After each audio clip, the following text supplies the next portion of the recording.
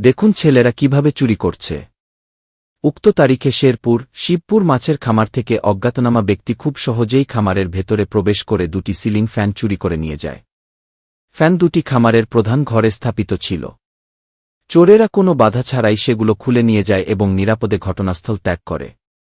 চুরির সময় খামারে কোনো নিরাপত্তারক্ষী বা দায়িত্বপ্রাপ্ত ব্যক্তি উপস্থিত ছিলেন না। ঘটনাটি স্থানীয় থানায় জানানো হয়েছে এবং তদন্ত প্রক্রিয়া চলমান রয়েছে।